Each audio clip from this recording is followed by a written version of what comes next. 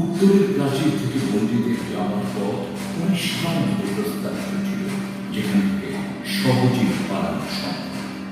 গুপ্ত এজেন্সির দ্বারা গোপনে বালিশে লুকিয়ে রাখা 7টি পিস্তল, দড়ির মুখ এবং বোমা তৈরির উপকরণ কারাগারে পাঠানোর প্রস্তুতি নেওয়া হল।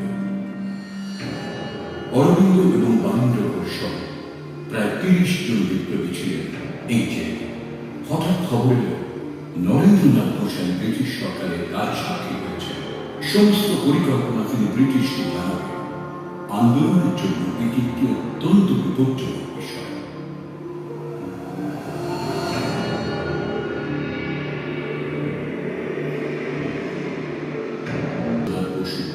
নরেন ঘোষালকে হত্যার উদ্যোগ নিয়েছিল।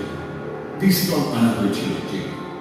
কানাইলাল এবং সত্যেন্দ্র সরকারি সাক্ষী হওয়ার ইচ্ছে নরেন ঘোষালের সঙ্গে দেখা করবেন। 1908 সালের 31 অগস্ট নরেন ঘোষাল তাদের সঙ্গে দেখা করবে। তার শরীরে গুলির তাকে শেষ করে দেওয়া হল। ফাঁসি। দুজনের বিপ্লবের চেতনা ছিল এতই প্রবল যে এই দুঃসাহসী বিপ্লবীদের মুখে একটি শব্দও আসে। তারা হাসতে হাসতে আলিঙ্গন করেছিলেন মৃত্যুকে।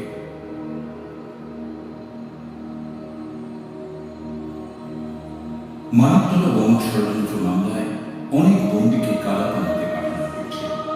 অনেককে প্রথমে মৃত্যুদণ্ড দেওয়া হয়েছিল, পরে তা কারাপানিতে পাঠানো এবং অন্যান্য